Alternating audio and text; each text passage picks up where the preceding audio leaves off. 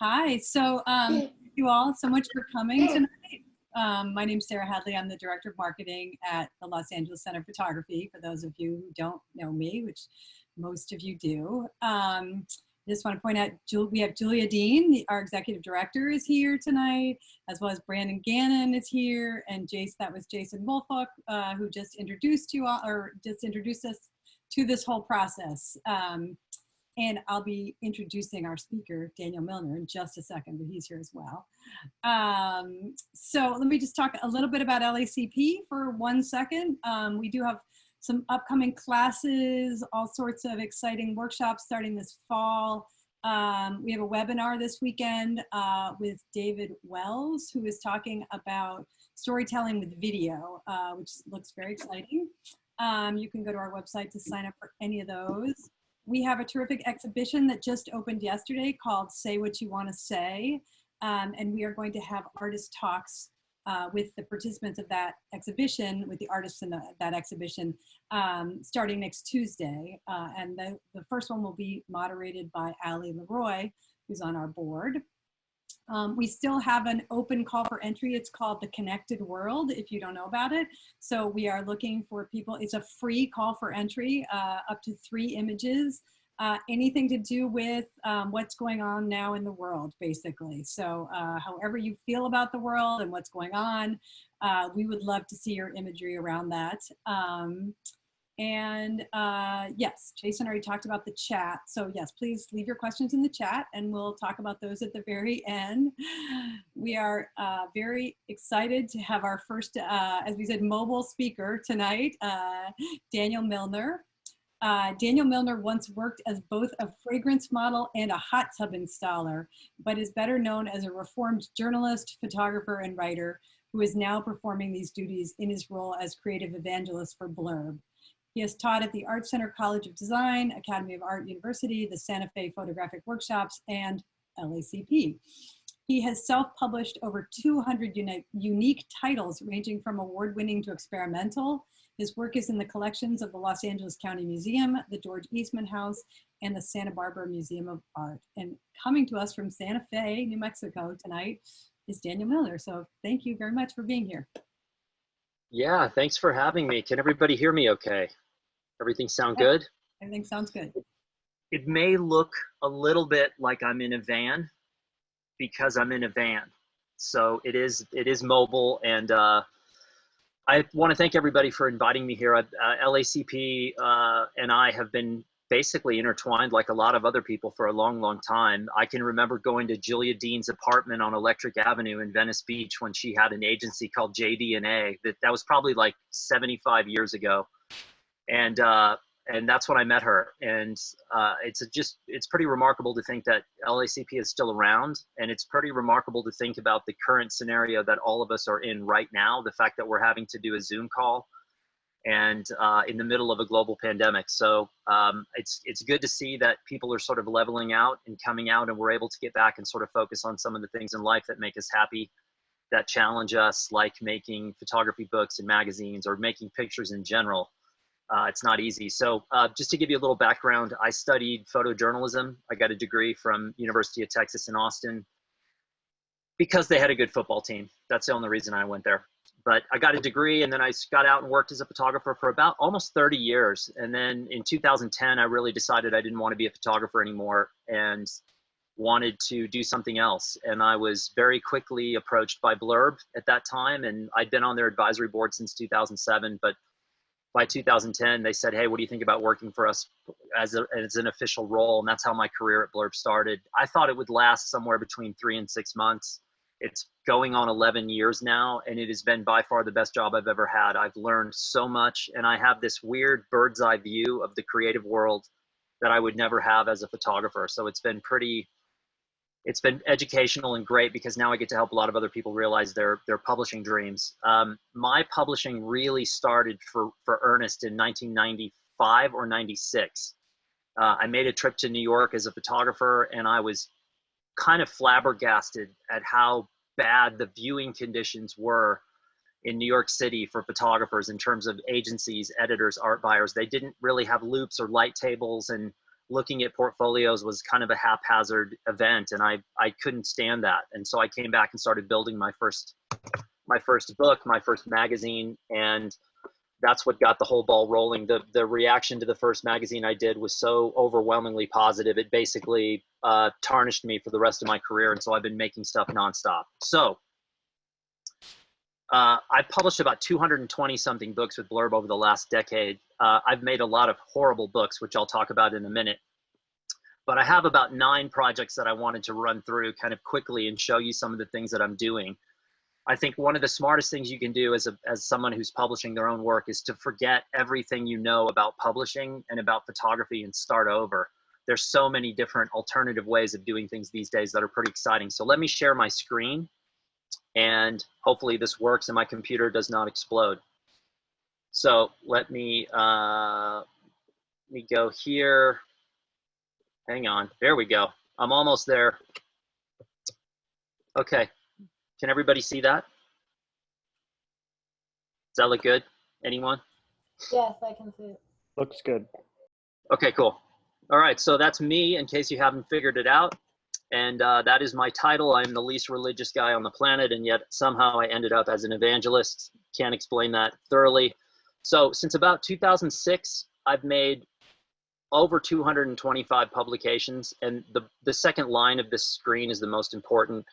A lot of the books I've made over that time are not good. They're just poorly done, poorly executed. However, that's kind of the point, is I am constantly tinkering and experimenting with books.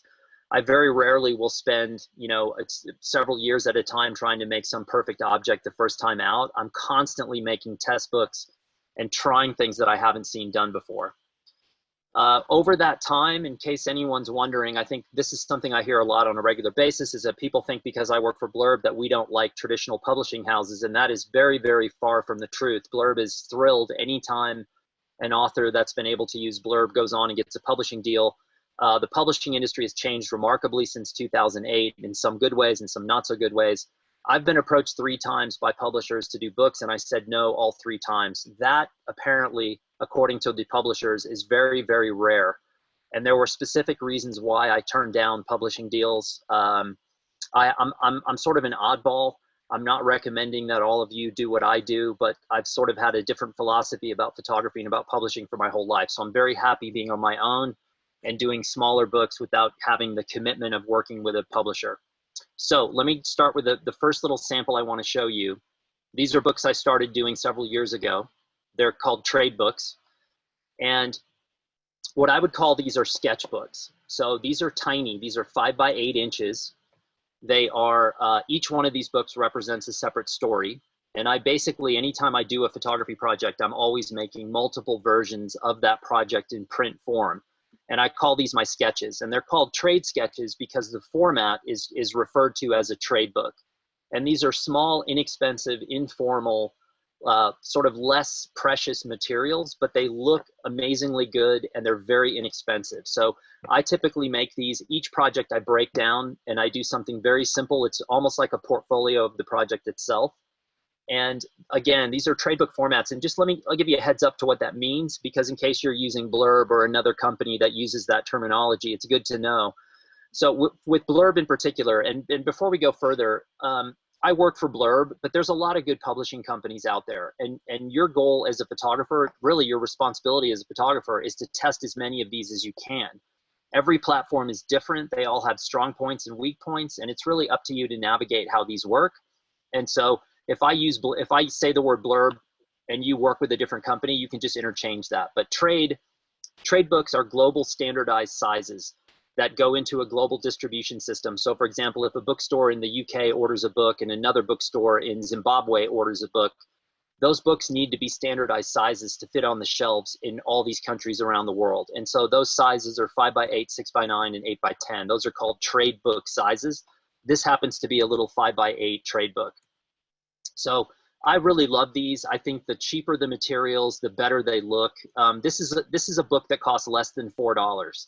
And these are incredibly strategic, because I'm going to go back here a second. Imagine walking into a portfolio meeting or a business meeting as a photographer, and the client asks you what kind of work you do, and you pull out a stack of these trade magazines. These are trade publications. This is a very strategic tool, very inexpensive.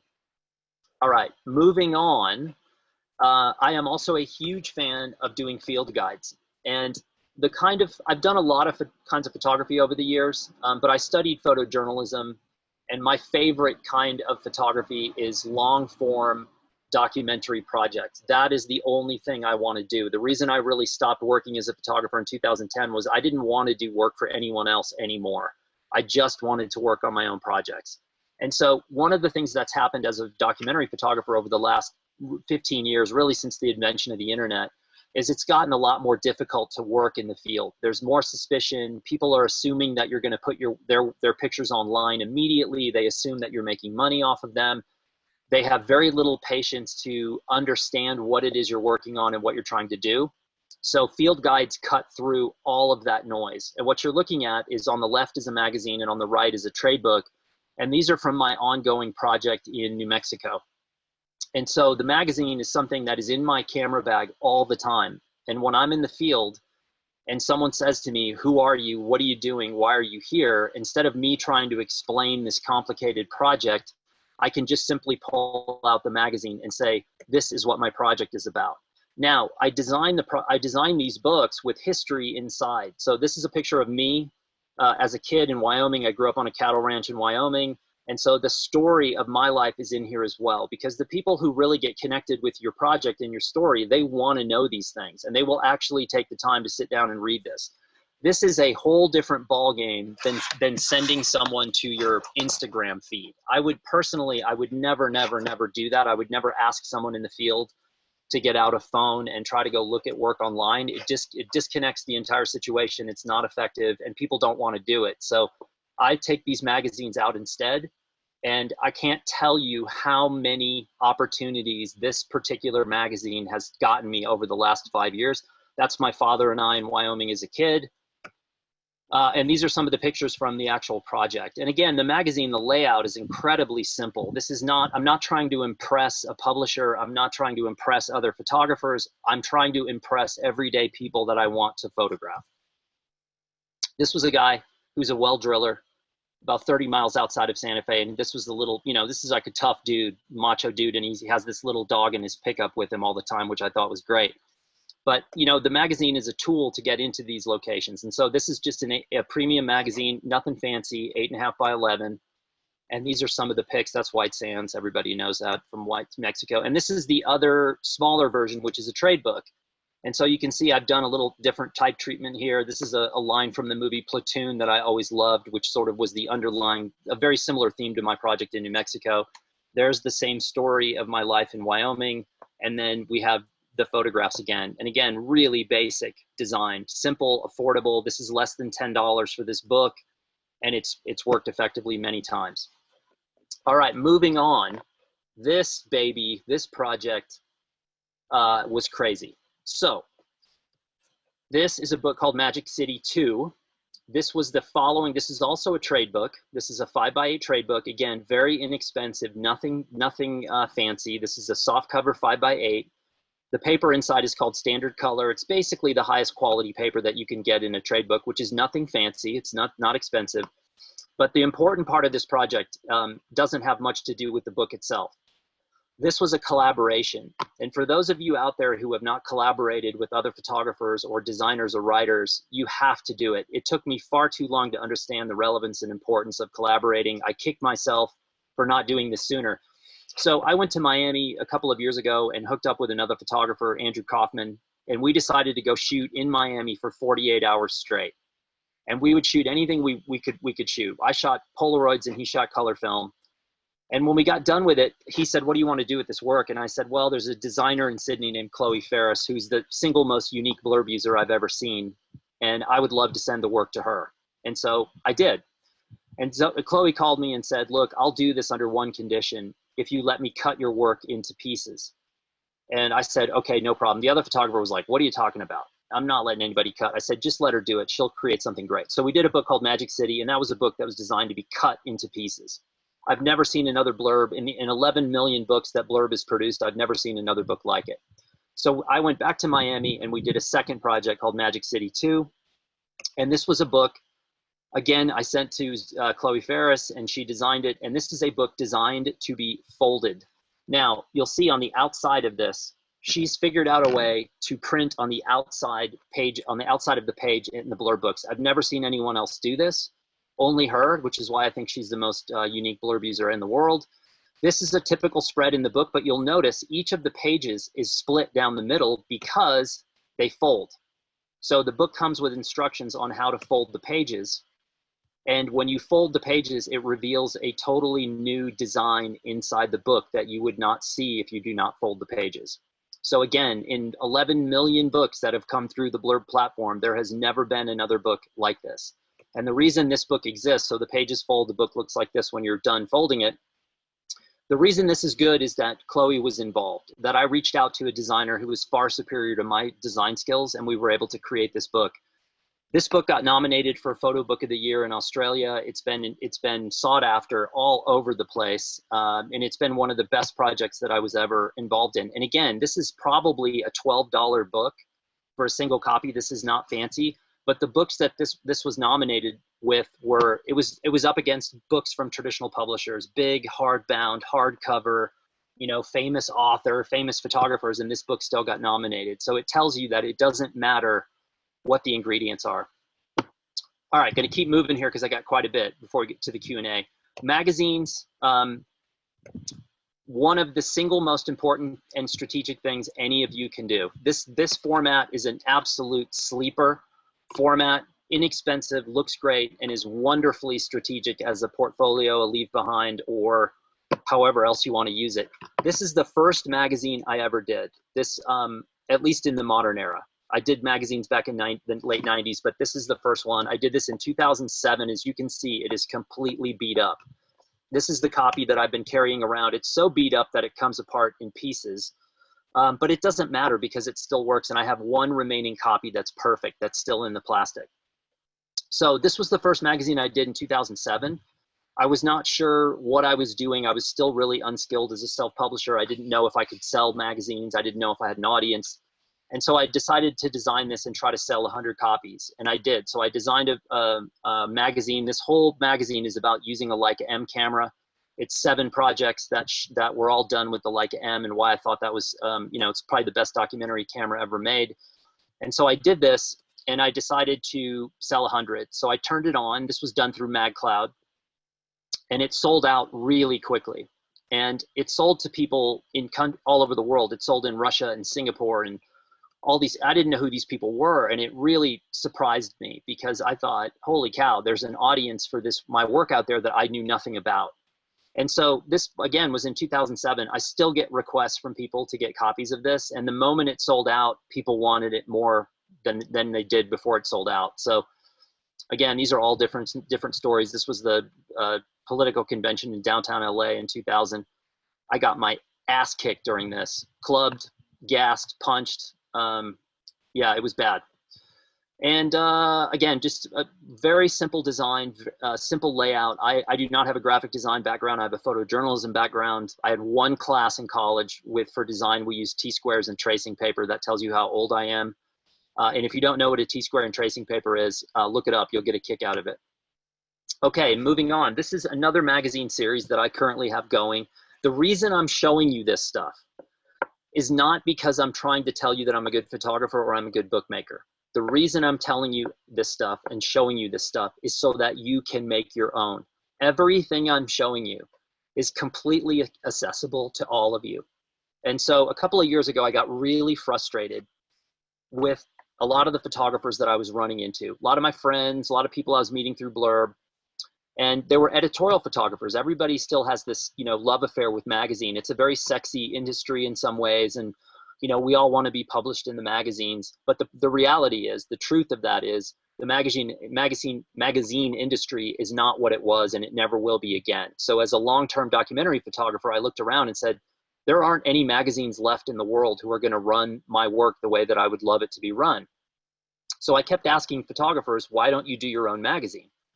And there were every excuse in the book. And I thought, you know, I just have to do this to prove a point that this is a completely viable, easy, and acceptable way to do things. So I started a magazine called Essay, which is a tribute to the Original Life magazine. That was very influential to me when I got started as a photographer. And I basically took their cover design, changed the color palette to black and white instead of red and white. And I start doing 40-page issues. And so they look like this. I publish in 2 sizes at the same time. I publish in magazine and trade book format. They're both 40 pages. They are both the exact same content, but they are a very different viewer experience because the trade books look and feel different. There's uncoated paper where the magazine has coated. Magazine is a bigger size. The trade book travels better. People will put it in a satchel or a purse and carry it with them, where they may not with the magazine. The magazine signifies what's called a serial publication, meaning if you get one in January, you're probably going to get one in February. It's a very cool psychological tool.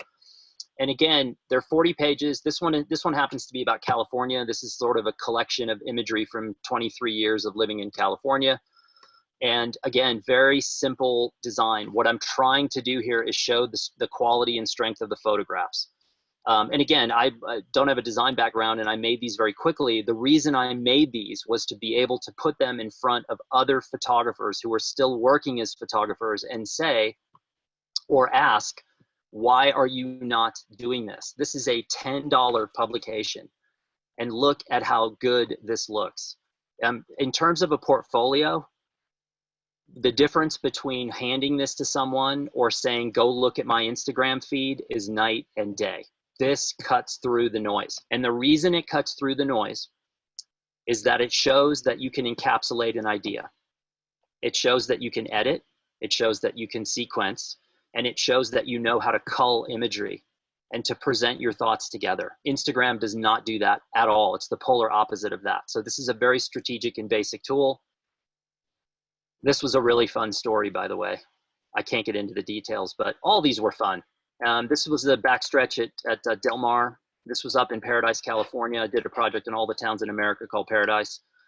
This was about people who play war during war. And this was the oldest male adult entertainment star who I spent 3 months with. This was bloodless bullfighting in the California Central Valley. Yes, there is bullfighting in the city of LA, believe it or not. And again, these were just really basic things, but if you are on the fence about doing this, this is 100% something you should do. And oh, by the way, if all of you who are on this conference call right now share things, you're interested in the same thing, so you can collaborate. You could do a magazine with 5 or 6 of you or 10 of you could get together. Everybody gets a chapter. You all get 6 pages or 8 pages or whatever. You share the cost, and you've got this remarkable portfolio piece. Okay. I was trained in college to, think the photojournalism program I went to trained us to believe that a photo book had to be a certain thing. It had to be a monograph. It had to be very serious. It had to be as big as humanly possible. It had to have some really serious player write a foreword. It had to have like art world people and book world people talk about it and validate it and all this crap that I lived under for basically until 2007, when I realized that was not me. I didn't want any of those things. I just wanted to make books that were personal, that I enjoyed the process of, that would impact other people, but even if those other people were a very small audience. One of the most overlooked things to do making books these days is making a personal book. This is a book called Glimpse. As you can see, it's beat up. I've been carrying this around forever. I've been carrying it around since 2017. This is a book. It's called a semi-autobiographical work of fiction. This is about the eclipse in 2017. It passed over the ranch in Wyoming that I grew up on. So I went back to Wyoming and I did a project about my family's history in Wyoming. And, my dad moving us there in the mid 70s, everybody said, you're crazy. We were out in the middle of nowhere. We were 50 miles from any town. We had no phone.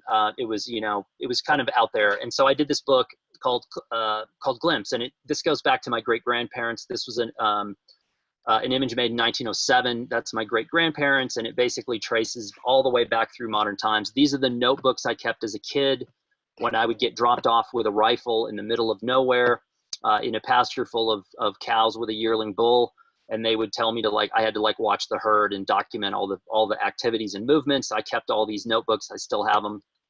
There's a lot of copy in this book. It's about my father, about the story of Wyoming. That's my mom fishing outside of Wheatland. She taught me how to fly fish when I was a little kid. That's the house I grew up in, which was in a place called Tie Siding, Wyoming. And we have more antelope than people. So it was really fun. And then at the end, cow dogs were a big part of our life and still are.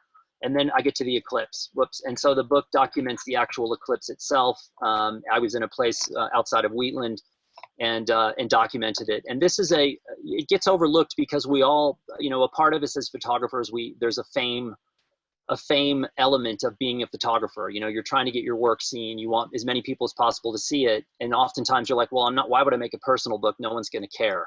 And that's true.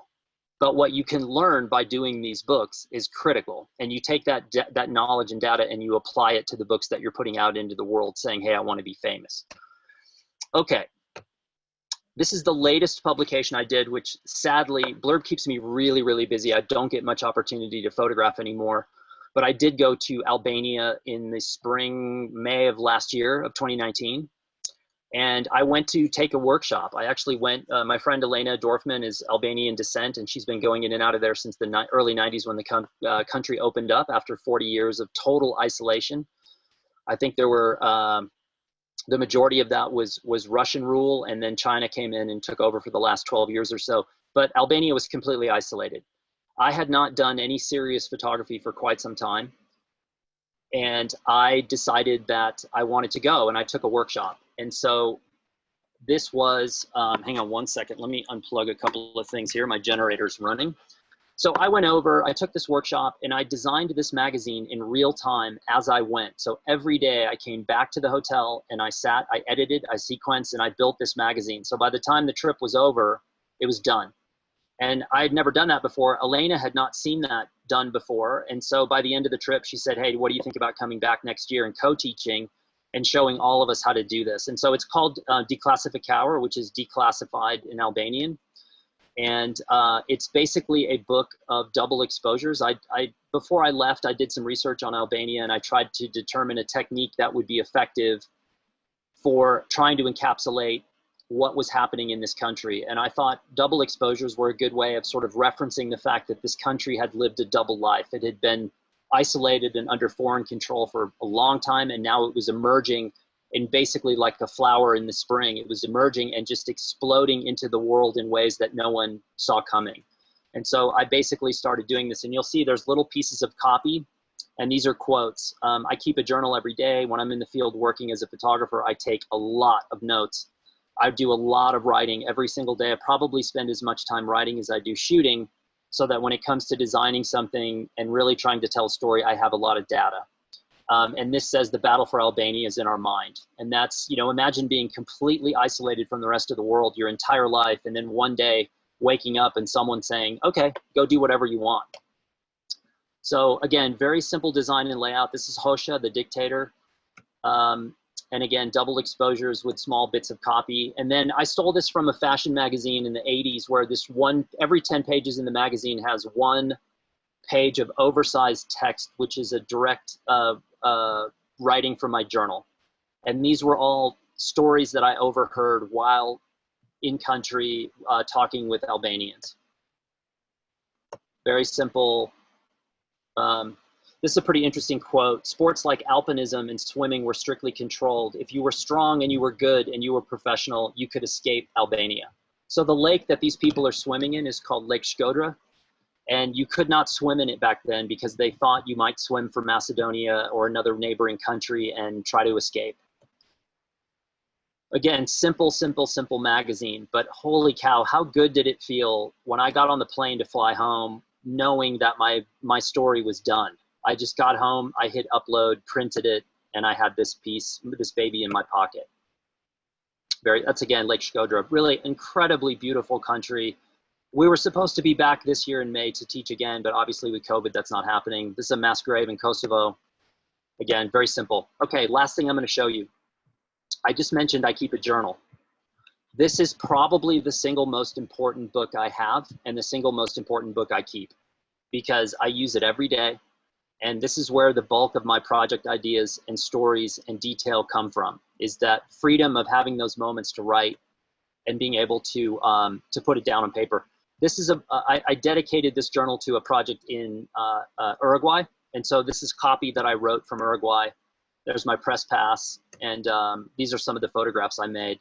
And I just design the journal however I want. And then I write over everything. So this is how this same journal looks today. That's how the cover looks. There's a lot of images that have been pasted in. That's a giant dead raven here in Santa Fe with writing over it. I write over all the photographs. And there's nothing sacred. I paste in, I glue in, I use Polaroids, I use regular photography, I do a lot of writing, and I constantly am adding to this book. I have hundreds and hundreds and hundreds of these books that I've been filling up since the early 90s. Okay, I lied. I saved the best for last. Some of you might notice I'm wearing a t-shirt that says AG23. This is a project that came about a little over a year ago. It's one of the best collaborative projects I've ever worked on. AG23 is a twice-a-year zine, and a zine is an informal magazine. It is a collaboration on the surface, way, way, way up high. It's a collaboration between Blurb and a clothing brand called Beyond out of Seattle. However, Beyond and Blurb are very, very, very much in the background. This project came from the director of Beyond, a guy named Rick Elder, who approached me. I did not know him. And he said, you and I are going to do a project together. And I said, no, we're not. I'm busy. I don't have time. What are you talking about? I don't know you. And he just kept coming and coming and coming. And so we decided to do this project. It's very simple. It's the mission statement is to promote understanding through art and dialogue. And we print whatever we want to print. It's an open submission. Anyone in the world can submit. We're working on the second issue now. We now have funding to pay the contributors. We're going to start awarding micro grants. It's a 2,000 copy 6x9 softcover zine.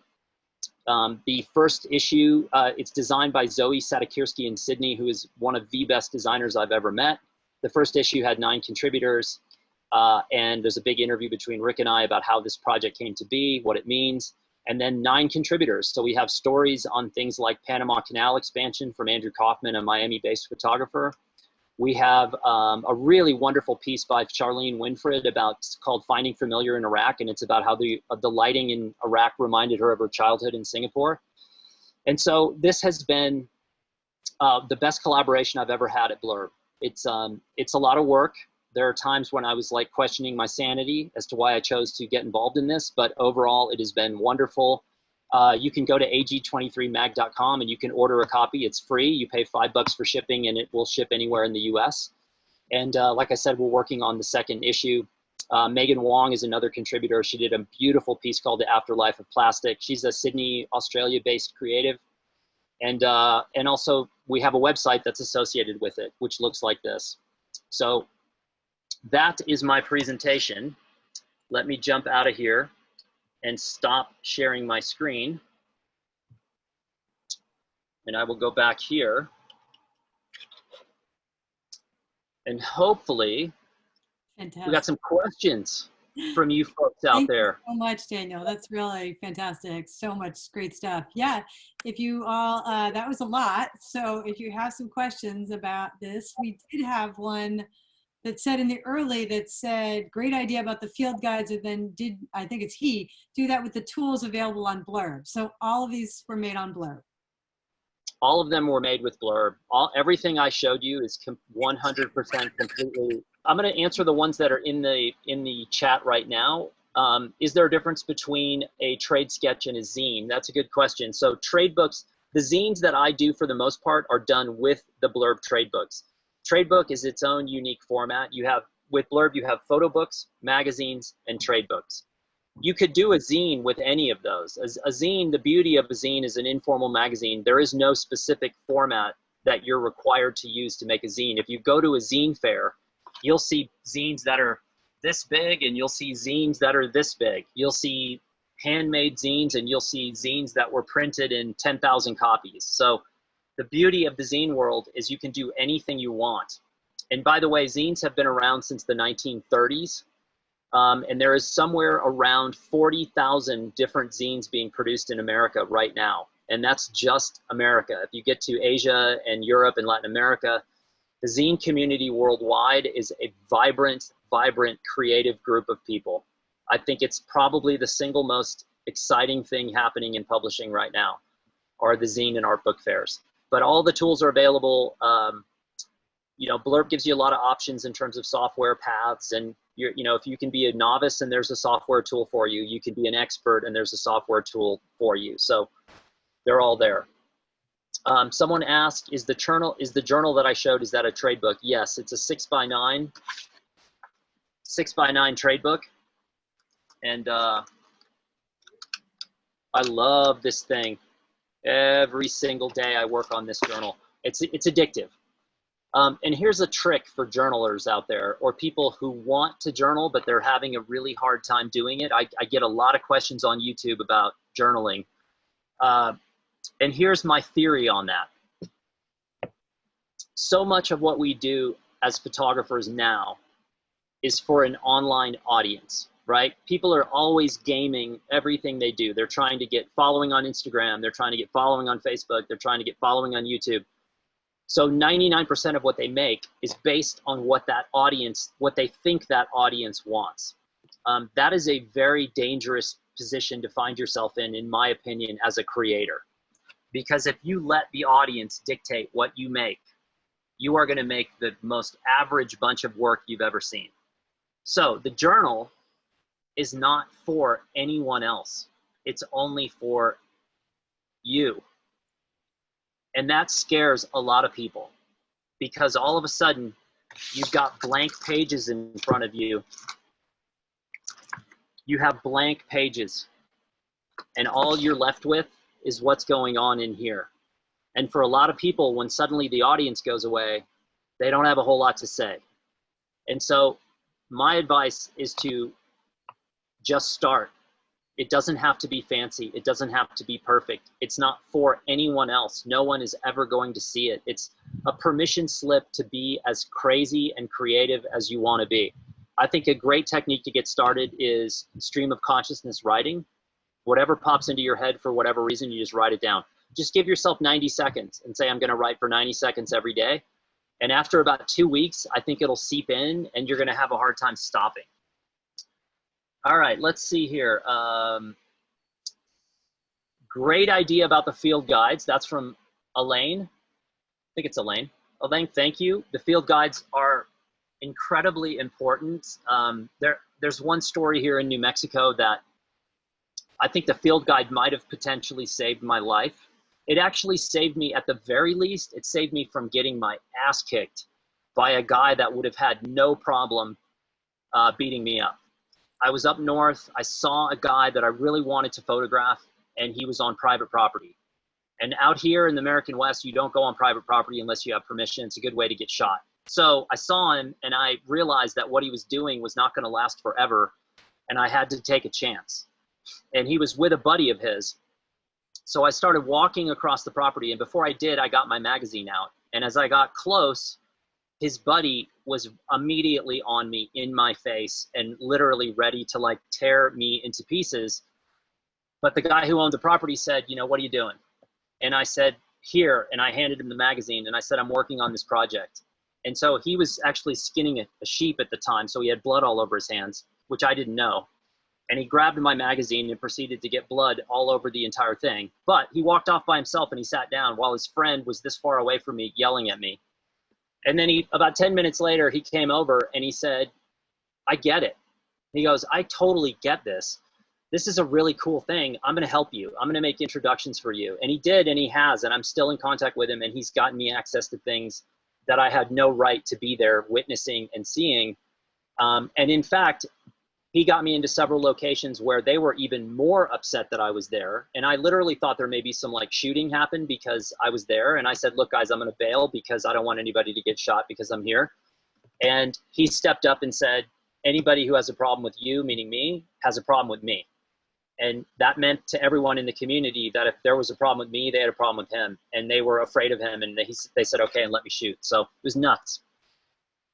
So the magazine saved my life in essence. Some people probably are disappointed in that, but that's okay too. All right, can you talk, this is from Barbara. Can you talk about the current resurgence of, I think you meant to say photo books, not phone books, but I like your thinking, Barbara. What if the phone book makes a comeback? But I'm gonna go with photo books.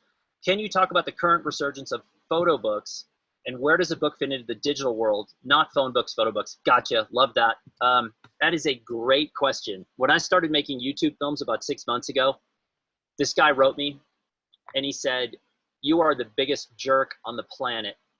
We live in the digital age. No one cares about books." And when I got done laughing, I was like, you know, to a lot of people, that's probably the way that it seems. And here's, let me share something important with you in case you spend a lot of time on YouTube. And I don't mean you, Barbara, in particular, I mean everyone. There are two photography worlds. There's the actual photography industry, editorial, advertising, commercial, fine art, etc., photojournalism. The brick and mortar industry, editors, agents, art buyers, etc. And then you have the online photography world, the Instagrams and YouTubes of the world. These worlds run parallel. They often do not intersect. So for a guy like this who wrote to me and said, everything is digital now, no one cares, he lives in the online photo world. He doesn't know photo editors, doesn't know art buyers, doesn't know agencies, doesn't know anyone in that world. All this person is doing is online all day long. They're on Instagram on their phone all day long, and they're on YouTube when they're at home in front of their tower. Print is really important, and it's important at the very highest levels of photography. If you go into the fine art world, for example, and you go to a museum, a gallery, talk to curators, talk to collectors, they're not collecting digital pieces of anything for the most part. There are exceptions, you know, people that collect video art, that kind of thing. And that's totally valid. I'm not knocking any kind of like digital work or digital artwork, but print is a huge part of the photo industry. It also separates the posers from the real people, because posers, a lot of folks on YouTube, a lot of folks on Instagram, they're not actually real photographers. They don't really know much about photography, but what they're really, really good at is building following. And building following is very important. It can be, if that's what your goal is. And you can learn a lot from people who know how to build following. You just might not learn anything about photography or print. So to me, this is a very fascinating time in photography for this exact reason, is you have literally people on YouTube that might have 1 million subscriptions who are totally unknown in the photography space. And those same people are unknown. It works in both directions. Someone with 1 million subscribers on YouTube might not know anyone in the actual photo community, but they're both existing. They're both on their own track and moving ahead. So it's all good. The resurgence of photo books, I think, is a slow build up from digital photography arriving on the scene. Digital photography reinvigorated photography in a way that had not happened since the days of the Brownie camera. And so all of a sudden people are making all these pictures and they're wanting to do something with it outside of looking at something on a phone hour after hour. And so print became the obvious location for that. It's been really exciting to see the resurgence, especially in the art book and zine world over the last 5 years. New York Art Book Fair had 20,000 people 20 minutes after the doors opened last year or the year before. Whatever, the last time I went, it was just a madhouse. That's exciting. Andy asked if I use Bookright to build my magazines. And what is Blurb's name for the 8.5 by 11 magazine? Yes, it's just called magazine format, but there's 2 versions, Andy. There's a premium and an economy. The difference is paper type and expense. I think if you're doing any kind of illustrated content, you definitely want the premium. That's what I use 100% of the time. And I do use Bookright to build those. But here's the thing. So as I mentioned in the prezo, I don't have a design background. So my design skills are puny. And so when I do something, what I think is really good, I always try to collaborate, partner, or pay a designer. So I use Bookright because I want folks who are not skilled at bookmaking to look at my magazines and say, I want to do that, and I think I can do that. And Bookright is a very simple platform. I could use the plugin for InDesign, and I could make something more sophisticated, but that was not the point behind why I was making those magazines. I did it strictly as a roadmap for people like yourself, because if I can do it, you can do it. And once you get your system down, and here's another little tip for everybody on this call. Let's say that 10 of you on this call want to do a magazine. Why not pool your money and hire a designer and say, we all want to do a magazine. Can you build us a template that we can repurpose over time? And you say to the designer, look, you have total creative control over the design. because designers are like photographers. They're oftentimes pinned by whatever assignment they're currently under. It's very rare as a photographer these days that you get an assignment and the client goes, hey, just do whatever you want. There's always like stipulations and controls and timelines and stuff. Well, designers are in the same boat. So when I reached out to Zoe Sadakirski in Sydney to do AG23, we paid her fee, but I said, Zoe, design is in your court. Whatever you want. You're way better than any of us. So you design whatever you want to design. And so designers love that. It's not often they get that off. So that's something to consider. Okay, so this is from Lori. I think it's Lori, or Lorior. Lori Dover, one. Can you send us a list of book designers or find a way to find a good one? I probably can't send you a list. There are resources out there where you can find publication designers. And once you find one, you're often able to find a network of others. For some reason, a lot of my favorite designers are Australian. There's Peter Morley in Sydney, who has a place called Good Catch Design. You have Chloe Ferris in Sydney, and you have Zoe Sadakirski. She is, again, the designer for AG23. But you know, the US is loaded with good publication designers. I'm a big fan of sites like Design Observer, which is an overall design site, but through that site you can find publication-specific designers. I think that that's a good resource. And there's a lot of other resources out there. What's your thoughts on, this is from John. What are your thoughts on funding? And what if you don't have the money in hand? What recommend would you give? Patreon, GoFundMe, etc. Okay, so John, I have what I would call an atypical, I have an atypical opinion on this. I have seen so many photographers over the last decade turn themselves inside out with crowdfunding projects, where they get into it and they get buried and they're miserable and they go, oh my God, why did I do this? And I promised too much and I'm behind and it's not working. If I didn't have the money in hand, I would wait until I had the money in hand. And so I would either do a book where there's no upfront cost, I would do it POD, or I would wait until I had the money and then I would make the book that I want. I think I'm not a fan of asking strangers for money to do photography related projects. That's just my personal opinion. I've never done that. I've never like reached out and said, hey, can I have a bunch of money from people I don't know? To do a book, I'd rather those people are giving their money to, you know, aid organizations or whatever. But again, that's my personal preference. I think crowdfunding, I've seen crowdfunding work incredibly well. I just heard about two photographers, two separate people that each raised over $250,000 for a book. That's pretty remarkable, but these guys are very niche photographers who have a work in a niche that is unique. It's not quite like anything else. But I would also I would look for your fellow creatives, because imagine this. Imagine if you went out to 10 people and you said, do you have $500 in your marketing budget? And if you're a photographer and you don't have $500 in your marketing budget, there's a problem. So most people are going to have $500 in their marketing budget. What if you went to 10 people and you got $500 a piece? Imagine having that lump sum up front in terms of paying a designer and paying for an offset book run. Now you're getting into the place where that to me is the future of publishing. It's not necessarily going into the traditional, 18-month publishing cycle with a big publisher, because a lot of times now publishers it's pay for play. You're paying up front for your book. You're basically, publisher will say, you're amazing. We want to do a book with you. Just give us $30,000. That's the most common book deal I hear about these days.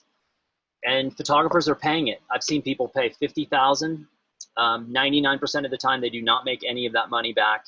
It's not a good financial investment. However, even though it sounds like a terrible idea, it can actually be a very successful idea depending on what you do with those books, where you place them, where they go, who ends up with them, what kind of publicity those books get.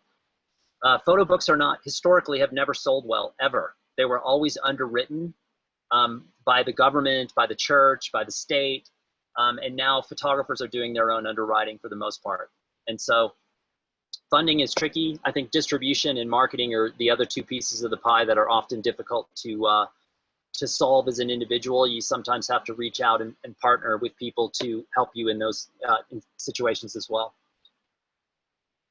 Where can we go? This is from Barton. where can we go to find examples of magazines to look at for inspiration, examples, and of ideas on how to create your own? Wow, there are a million magazines around the world. I would just start, it's not hard, Google, art magazines. I love looking at art publications, not photography. I look at art publications, and I look at fashion magazines. I look at fashion from the 70s and 80s because the fashion industry is eclectic. Fashionistas can do anything they want. They can wear a t-shirt to a funeral. They can wear a t-shirt to a wedding. They can do whatever they want. And guess what? That vibe translates over into publication. Marie Claire, Vogue, Vanity Fair, Elle, Mademoiselle, all those amazing mags from the 70s, 80s, and 90s they had some of the best art directors in the world. They had some of the best photographers in the world. They had some of the best designers in the world.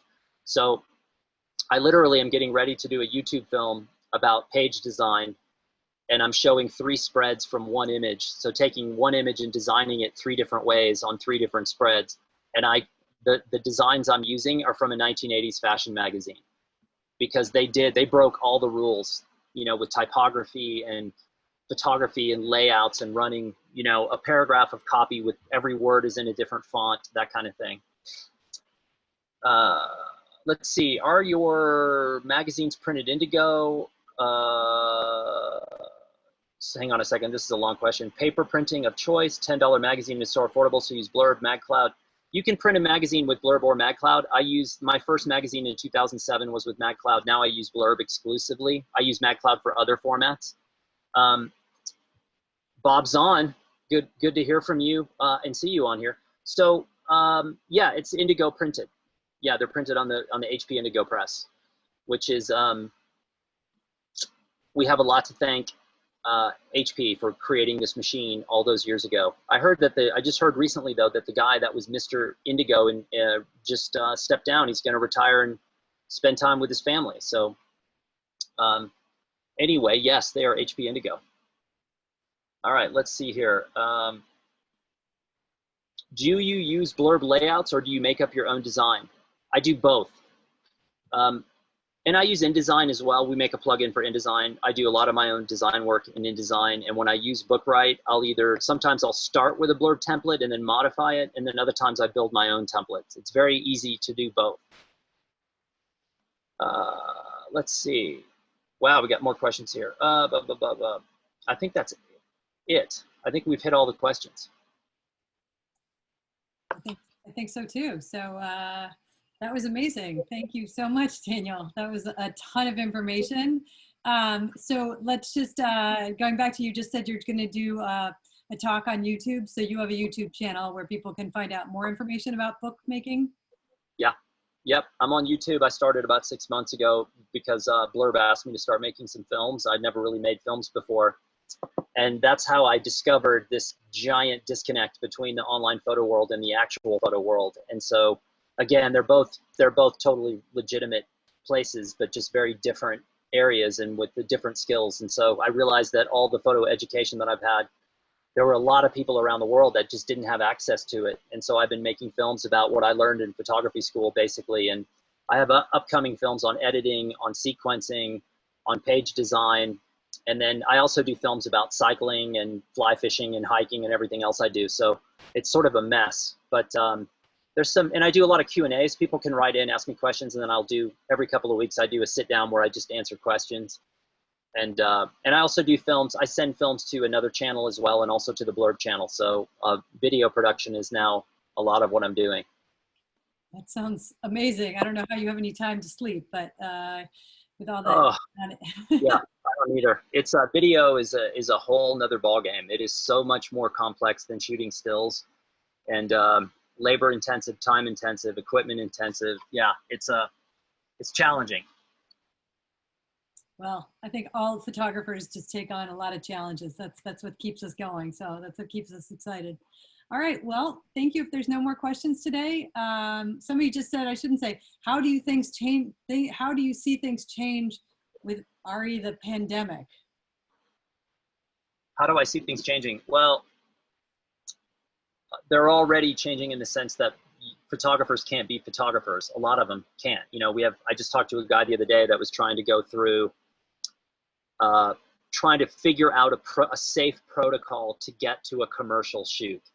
And it was astounding the amount of research they had done, and they had not figured out a way to do it yet. I talked to a fashion photographer, a good friend of mine, and she has done a couple of shoots where there's no catering, there's no hair and makeup. It's the model and her only, the only two people on set. They both wear masks until the shooting starts. She never gets within whatever 20 feet of the model. They're able to do it. There's no like wardrobe people, nothing. There's just two on set. So it is going to drastically change everything, whether you're a street photographer, commercial, anything. It's a bummer. I wish we would have sort of gotten a handle on it quicker. But I think we have to adapt, and I think we will. There's not really a choice at this point. I certainly have not been out shooting because I don't want to photograph people wearing masks. That's not what I do. And so I've been doing a lot of artwork, mixed media work, and a lot more writing. I just started a new writing project. Writing to me is the high art. I wish I was better at it. I love to do it. I write every day. I'm just not necessarily that good at it. But I've been trying to focus more because I can do it from anywhere and I don't need to photograph people in masks. And somebody asked you the all-important question, which is, why are you in a van? Well, I bought this van in December prior to the pandemic. And the idea was that my wife and I were going to spend about half of the year on the road. And I was going to go on the road for Blurb and work from the field because it's a lot easier for me to make content, especially motion content, when I'm on the road, because I'm constantly either fishing or cycling or hiking or climbing or shooting, working on projects, recording sound. It's a very good way. And for the last 5 months, I've literally been in my house and I'm running out of content ideas for where I live. So I'm in the van, and the van is self-contained. I have a solar generator. I have a bed. I can cook in here. I can stand up in here. It's great. It's like a mobile. I have two workstations set up where I can work and have my computers. I can even have a big monitor in here and work, and I can produce content when I'm on the road. Sadly, it's the pandemic has also put a major dent in our road trips. We're basically only working in New Mexico now and not going anywhere else. Okay, well, I think we should probably leave it there. Again, thank you so much, Daniel. That was so great. What a lot of information, and look for more. So we look forward to hearing where you go and what you do next. So have a great night, everyone. Thank you all so much. Thank you. All right, take care.